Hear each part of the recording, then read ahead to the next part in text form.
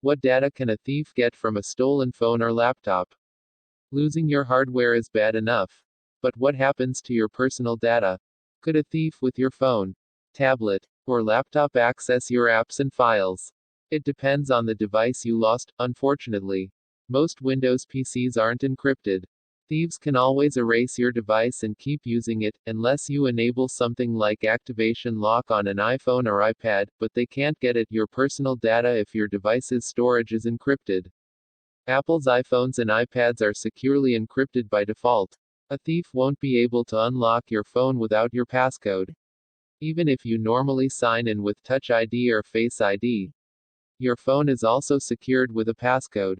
Of course, if you set your iPhone or iPad to not require a passcode or you use one that's very easy to guess, like 1234 or 0000, the thief may easily unlock it. However, some types of personal information remain visible, even if you've protected your device with a passcode. For example, the thief can see any notifications that arrive on your phone without unlocking it. With the default settings, this means the thief will see incoming text messages, including messages that contain SMS verification codes for accessing your accounts. You can hide sensitive notifications from your lock screen, but they're all on your lock screen by default. The thief could also answer incoming phone calls on your phone. You can head to Apple's Find My iPhone website to remotely locate your lost iPhone or iPad. To prevent a thief from using your device, put it into lost mode. This will disable all notifications and alarms on it. Lost mode also lets you write a message that will appear on the phone or tablet, for example. You could ask whoever finds it to return it and provide a phone number where you can be reached. If you've given up on getting your iPhone or iPad back, you can, and should, remotely erase it. Even if it's offline, it will be erased the next time it comes online. Gracie could allow police departments and other government agencies to bypass your passcode. But Apple is fixing this with USB restricted mode. Modern Android phones are encrypted by default. 2. Specifically, encryption is required by default starting with Android 7.0 Nougat, which was officially released in August 2016. As long as the phone you're using originally came with Android Nougat or a newer version of Android, it's definitely encrypted. If your phone originally came with an older version of Android and you never enabled encryption, your phone's storage may not be encrypted and it may be possible for thieves to get your data off of it.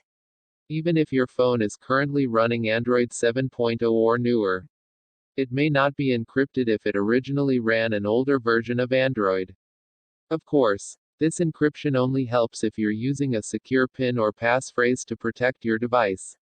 If you're not using a PIN or you're using something easy to guess, like 1234, a thief can easily get access to your device. Just like on an iPhone, your Android phone will continue displaying notifications on your lock screen. This could expose sensitive text messages. For example, unless you hide sensitive notifications from your lock screen, you can use Google's Find My device to remotely locate your lost Android phone. This tool also lets you lock your device to stop the thief from seeing your notifications, and remotely wipe it to ensure your personal data is removed from the phone. Most Windows PCs are in trouble if they're ever stolen. Windows 10 is still the only modern operating system that doesn't provide encryption to all users. And Windows 7 and 8 were even worse. There's a very good chance your Windows PC's storage is not encrypted, which means that anyone who steals your Windows device can gain access to your private files simply by booting another operating system on it or pulling out the internal drive and putting it in another computer. If you're using a professional, enterprise, or education edition of Windows 7, 8, or 10, you can enable optional BitLocker encryption to protect your device. If you are using these more expensive editions of Windows and have set up BitLocker, then your data will be secure, assuming you used a strong password. You can check if BitLocker is in use on a PC by heading to Control Panel greater than System and Security greater than BitLocker Drive Encryption. If you don't see the option, you're using a home edition of Windows. If you're using a home edition of Windows 7, 8, or 10, there is no way to use standard BitLocker encryption. Some newer PCs that shipped with Windows 8.1 or 10 do have a special limited version of BitLocker that was originally called device encryption. This will automatically encrypt their storage, but only if you sign in with a Microsoft account and not a local user account. This encryption feature is not available on all Windows 8.1 and 10 PCs, but only on PCs with specific hardware. You can check if device encryption is available on a PC by heading to Settings greater than System greater than About. Look for a message about device encryption. If you don't see this section, your PC doesn't support it. If you're using a home edition of Windows, you can also try third-party encryption tools like Veracrypt or pay $100 to upgrade from home to professional to get BitLocker. The bad news is that, unless you've gone out of your way to enable encryption with BitLocker or you have this encryption feature built into your Windows 10 PC, your PC's internal storage is probably unencrypted and its files will be accessible to thieves.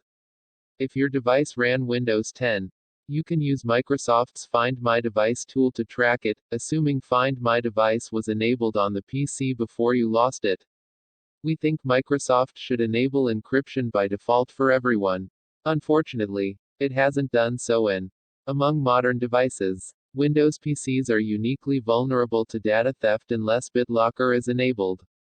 Apple has been encrypting Mac storage by default with FileVault since OS by 10.10 Yosemite, which was released in 2014.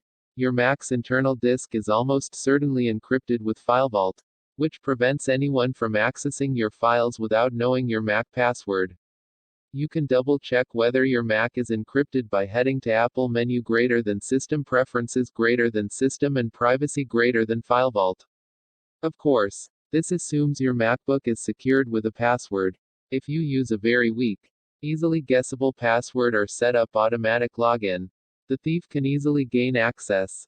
If you enabled Find My Mac, you can use Apple's Find My iPhone tool. Yes, Macs appear in it, too, to remotely lock and erase your Mac. The passcode you set when you lock your Mac will even prevent the thief from resetting your Mac and using it as their own. Chromebooks always have encrypted storage, so a thief won't be able to sign in and access your data without your Google account password or the PIN you use to unlock your Chromebook. The thief can sign in with another Google account, log into the guest account, or erase your Chromebook and set it up from scratch, but they won't be able to access your personal data. This assumes that your Google account has a good password and not something like password, or, let mine, of course. If you were running Linux on your laptop, whether it was encrypted depends on the options you chose while installing your Linux distribution of choice. Most modern Linux distributions, including Ubuntu, let you enable disk encryption during the installation process. And this encryption is either secured with your normal Linux user account password or with a special encryption passphrase you type when your computer boots. However, this encryption option often isn't enabled by default. It isn't on Ubuntu. If you didn't choose to enable it, your Linux system will not be using encrypted storage. Assuming you did enable encryption while installing your Linux distribution, your data should be protected, as long as you used a secure password that's hard to guess. There's one more consideration for laptops: if your laptop was powered on but asleep, its encryption key is stored in its memory. Theoretically, an attacker could perform a cold boot attack, quickly resetting your device and booting another operating system from a USB drive to grab the encryption key from memory before it's erased. Most thieves aren't even going to think about an attack like this, as it's quite sophisticated. However, if you are seriously worried about corporate espionage or government agencies, it's safer to shut down your laptop when you aren't using it instead of leaving it in sleep mode.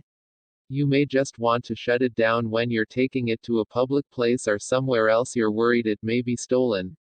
2. This will ensure the encryption key isn't present in memory. Text source: howtogeek.com.